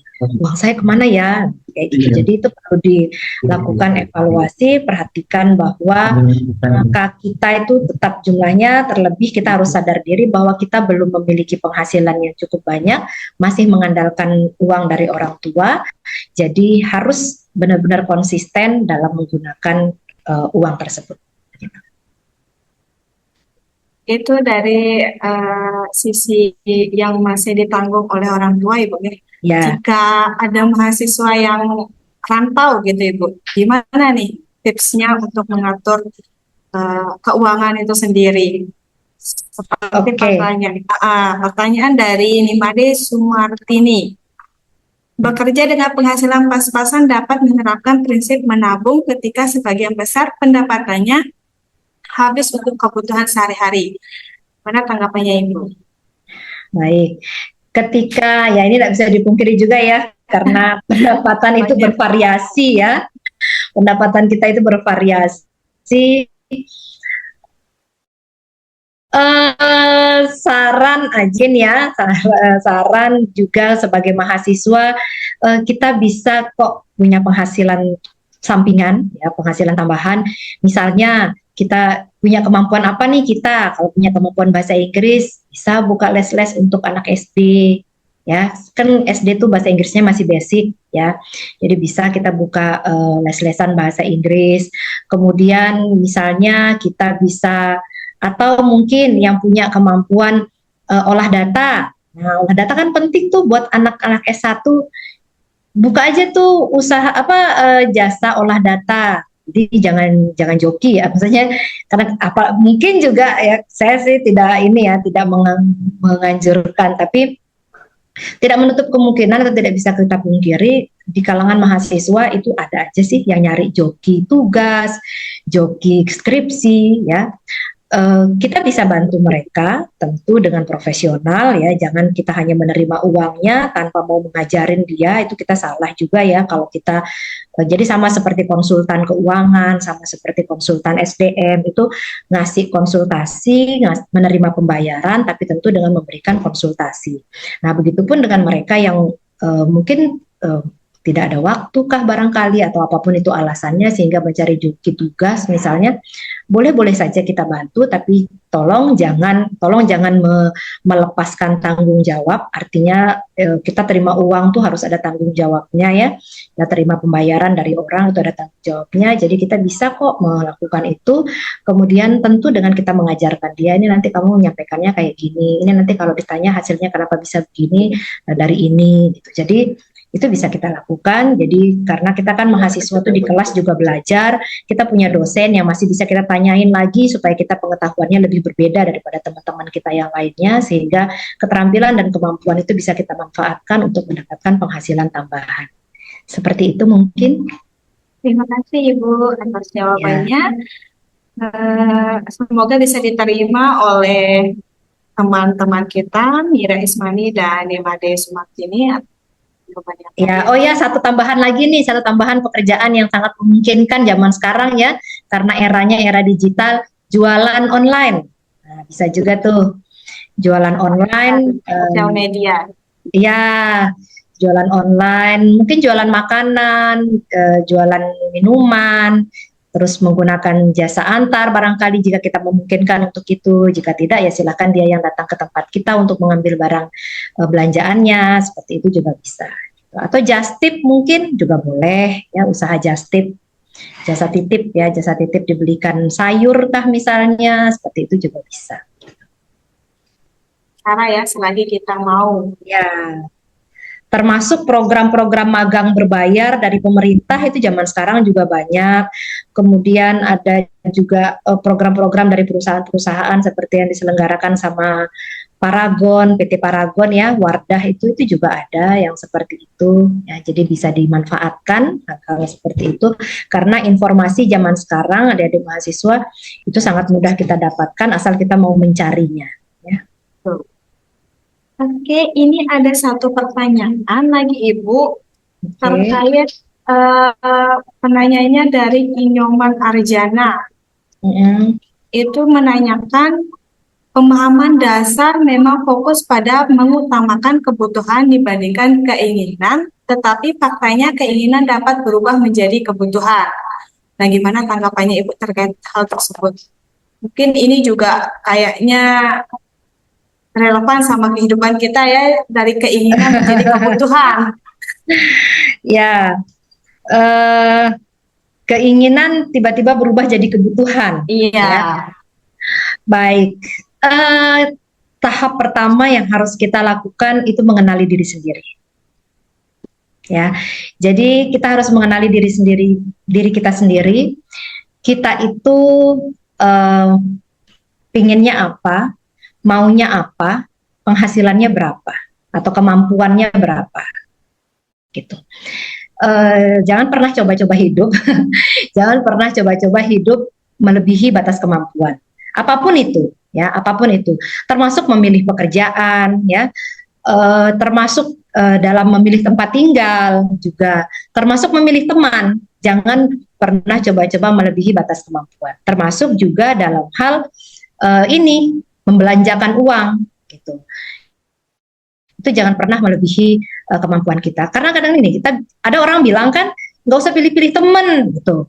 Ya, ada prinsip seperti itu, tapi ternyata kita nggak bisa temenan sama orang yang kerjaannya nongkrong terus, kita nggak bisa temenan sama orang yang, mohon maaf, mungkin pengguna narkoba, kan itu sedikit tidak nantinya pasti akan berpengaruh pada diri kita. Nah, makanya saya bilang tadi, jangan coba-coba melebihi batas kemampuan. Jadi kalau kita nggak mampu untuk itu, jangan. Oleh karena itu, di situ kita pentingnya kita memahami diri kita sendiri, siapa kita, berapa penghasilan kita, kemampuan kita, ya, termasuk juga jangan coba-coba ngikutin orang yang nongkrong kalau Anda nggak bisa melek malam, nggak hobi begadang. Nah, atau mungkin nekat begadang tapi besoknya demam. Nah, itu juga ya. Jadi ke situ prinsipnya lebih kepada mengenali diri sendiri, lebih kepada mengetahui saya punya penghasilan berapa, saya punya kebutuhan berapa, hingga kita bisa meminimalisir bahwa itu jangan sampai yang namanya keinginan menjadi kebutuhan. Kalaupun misalnya dia nanti ternyata akan berubah menjadi kebutuhan, keinginan itu menjadi kebutuhan, tentu diikuti dengan meningkatnya penghasilan. Contoh misalnya, dulu waktu penghasilan saya 3 juta sebulan misalnya, saya pengen sih punya sepatu yang harganya di atas 500.000 misalnya, tapi kok berat banget ya belinya, misalnya begitu. Ya udah deh, kan ada juga yang modelnya cukup bagus, yang mungkin kisaran harganya 300, ya beli itu dulu gitu. Nanti itu jadikan aja waiting list kita atau wishlist, nah istilahnya wishlist kita. Nanti pada saat ternyata di pekerjaan kita dapat promosi jabatan, kita mungkin meningkat penghasilannya, pas dapat insentif banyak, bolehlah kita beli itu sebagai kebutuhan ternyata gitu. Terima kasih Ibu atas jawabannya. Semoga dapat diterima ya untuk rekan-rekan yang telah dibacakan tadi beberapa pertanyaannya. Mungkin untuk saat ini kita oper pertanyaan untuk pemateri kedua dari teman kita yaitu Rizky Nafian. Di sini ada menanyakan terkait perusahaan. Jika PT Mitra Gadai Mataram mengklaim memiliki proses yang cepat, aman, dan transparan, bagaimana perusahaan memastikan bahwa semua nasabah benar-benar mendapatkan pelayanan yang adil tanpa adanya biaya tersembunyi? Mungkin bisa dijawab oleh pemateri kedua.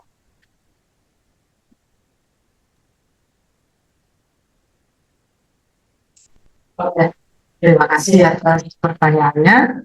Izin saya akan menyampaikan dari PT Gadai Mataram sendiri bagaimana PT Mitra Gadai Mataram komitmen memberikan pelayanan yang cepat, aman, dan transparan kepada seluruh nasabah tanpa terkecuali tentunya untuk memastikan setiap nasabah mendapatkan pelayanan yang adil.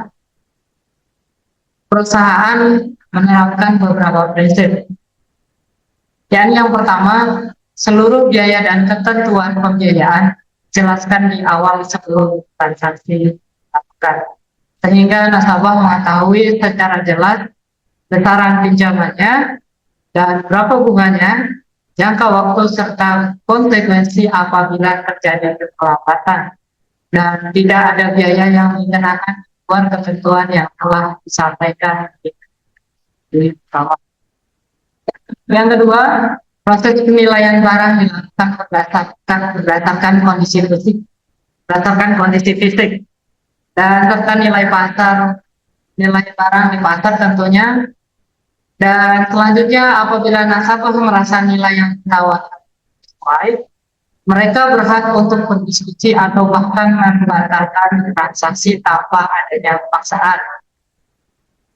Selanjutnya, seluruh transaksi didokumentasikan di surat gadai yang memuat informasi secara lengkap, sehingga hak dan kewajiban kedua belah pihak tercatat dengan jelas. Selain itu, perusahaan juga membuka jalur pengaduan. Di sini mungkin beberapa nasabah kami, di balik nota terdapat nomor pengaduan, dan itu apabila nasabah terdapat keluhan di masing-masing kantor apabila tidak sesuai. Dan itu cara perusahaan PT Mitra Gadai Mataram memastikan bahwa masing-masing hak nasabah mendapatkan hak, ya tentunya mendapatkan pelayanan yang adil, serta perusahaan menerapkan SOP yang sangat ketat.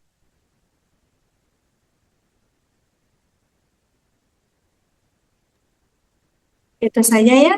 Ya. Oke, baik, terima kasih atas tanggapannya. Mungkin bisa diterima hasil jawabannya oleh Rizky Nafian ya.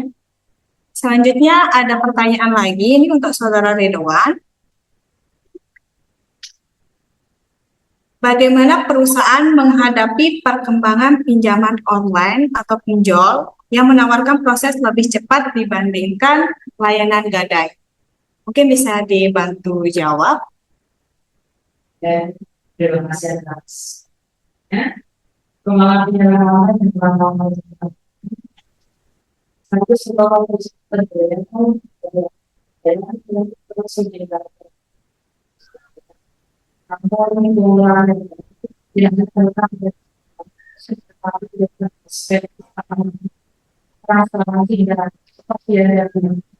Sehingga masyarakat tidak perlu meminjam membeli nilai aset yang sedikit, sehingga masyarakat tidak perlu.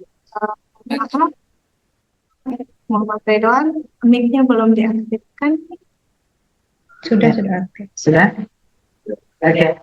Baik, terima kasih atas pertanyaannya. Perkembangan pinjaman ini memang menjadi tantangan tentunya untuk pegadaian, tapi sekaligus mendorong perusahaan pegadaian untuk terus meningkatkan kualitas pelayanan. Namun keunggulan pegadaian tidak hanya berlaku atau hanya tidak terletak pada kecepatan proses, tapi juga pada aspek keamanan, transparansi dan kepastian barang jaminan, sehingga masyarakat tidak perlu meminjam melebihi nilai aset yang dimiliki. Seluruh syarat, biaya dan jangka waktu untuk dijelaskan sejak awal sehingga dapat memahami hak dan kewajibannya. Di sisi lain, perusahaan juga terus berupaya untuk meningkatkan pelayanan serta agar prosesnya semakin cepat, mudah, dan nyaman tentunya. Ya, walaupun pada akhirnya baik pinjaman online maupun pegadaian memiliki segmen dan kebutuhan berbeda, yang terpenting adalah masyarakat memiliki pelayanan keuangan legal dan memahami seluruh ketentuannya dan menyesuaikan pinjaman dengan kemampuan pelayanan.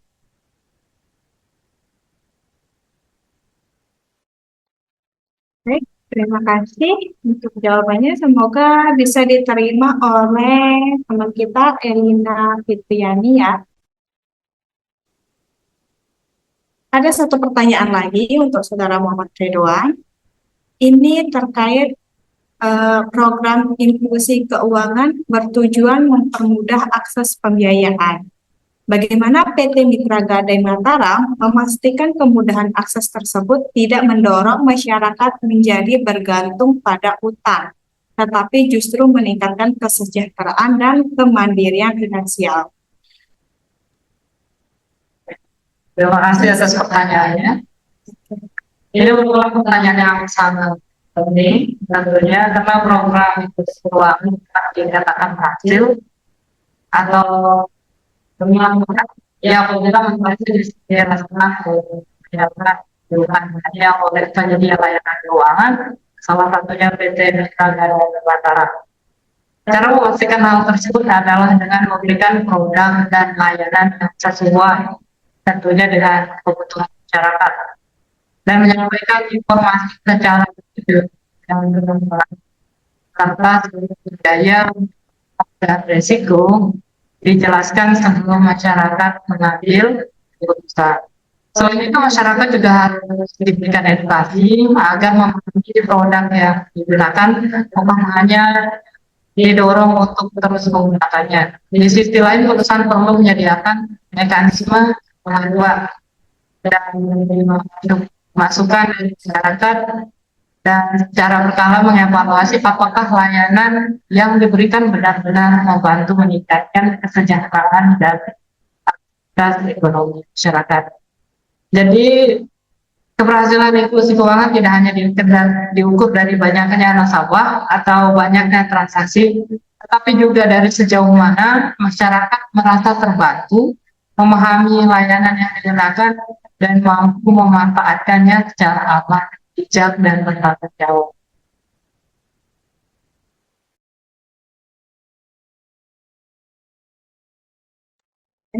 Terima kasih atas jawabannya. Mungkin bisa diterima ya oleh rekan kita, yaitu Leni Febrianti. Jawaban dari pemateri kedua. Karena masih ada waktu, mungkin kita bisa mengajukan pertanyaan lagi satu terkait literasi. Oke, Ibu, ada satu pertanyaan. Ini dari Asriani Fitri. Gimana cara kita bisa memastikan bahwa program inklusi keuangan ini benar-benar bermanfaat bagi masyarakat, bukan hanya menguntungkan perusahaan saja? Mungkin bisa di inklusi ya? Inklusi. Oh, inklusi. Berarti mohon maaf Ibu, bisa Ya, dijawab oleh Saudara Doan. oke. Boleh dibantu ulang pertanyaan. Oke, pertanyaan dari Asriani Fitri, itu bagaimana cara kita bisa memastikan bahwa program inklusi keuangan ini benar-benar bermanfaat bagi masyarakat, bukan hanya menguntungkan perusahaan saja? Ini bisa dijawab. Oke, jadi pertanyaannya itu sebenarnya berhubungan dengan jawaban yang saya berikan pada pertanyaan sebelumnya, yakni perusahaan perlu adapun kegiatan evaluasi apakah masyarakat benar-benar terbantu eh, terkait dengan keuangan mereka.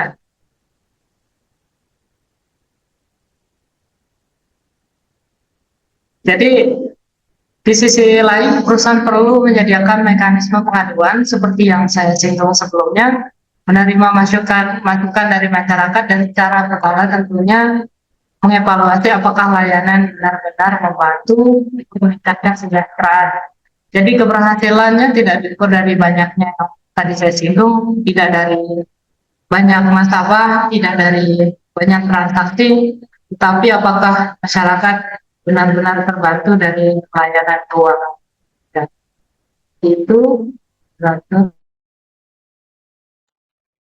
Baik, terima kasih untuk jawabannya. Mungkin bisa diterima ya oleh saudara atau rekan kita Asriani Fitri.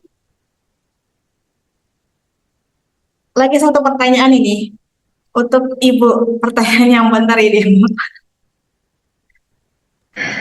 Dari Monica Agnesia. Oke.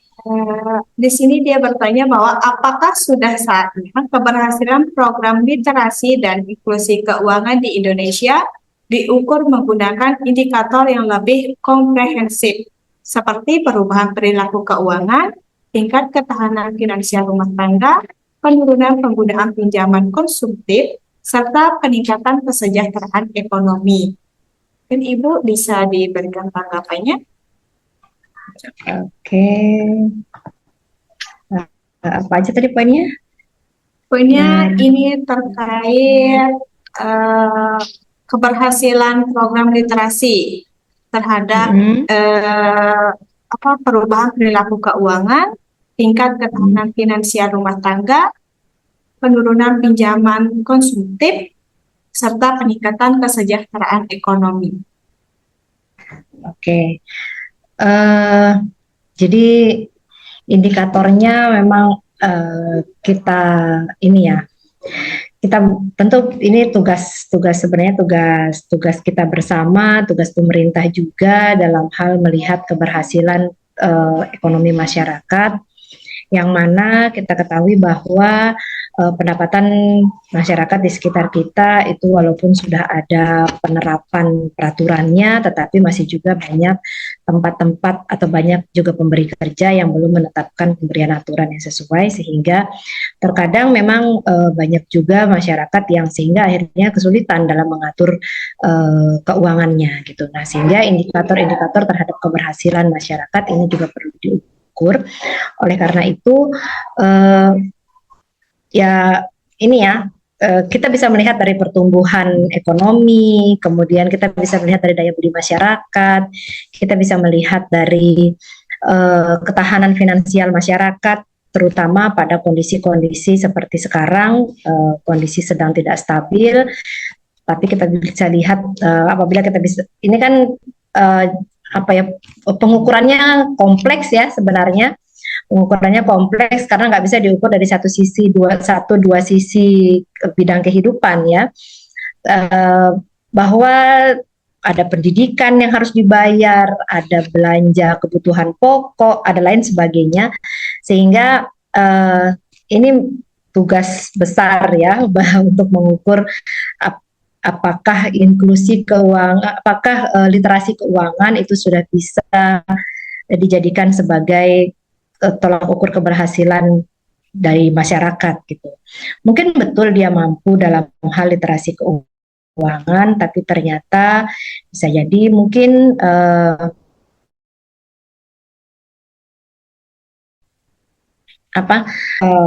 kondisi-kondisi tertentu jadi kondisi tidak terduga yang sering terjadi itu yang membuat dia mungkin gagal dalam menerapkan literasi keuangan itu tadi. Tapi tentu yang perlu saya tekankan di sini adalah jangan pernah malu menabung sekalipun itu hanya sekedar 100.000 ya.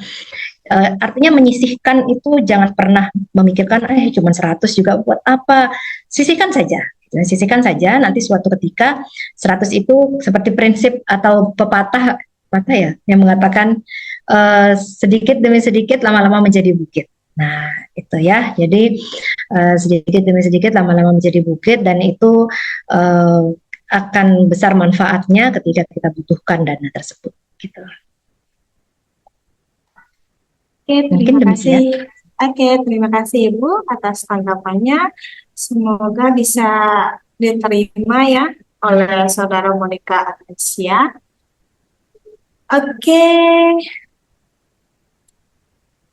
Terima kasih kepada seluruh peserta atas pertanyaannya yang sangat baik, serta kepada narasumber atas jawaban-jawaban yang sangat jelas dan juga informatif ya. Tidak terasa kita sudah memasuki acara kuis. Jadi untuk teman-teman yang dari tadi ada beberapa yang menanyakan sistem kuis. Jadi kuis ini dilakukan untuk bertujuan sebagai reminder kita bersama-sama mengenai materi-materi yang telah disampaikan oleh para narasumber kita pada siang hari ini. Jadi nanti panitia akan memberikan link kuis pada kolom chat, bisa diakses melalui kolom chat, yang nantinya jika beruntung bisa memenangkan hadiah menarik yang tentunya akan sangat-sangat bermanfaat untuk para peserta pada siang hari ini. Jadi untuk para peserta bisa mengakses link kuis atau mengisi link kuis yang akan dikirimkan melalui kolom chat ya.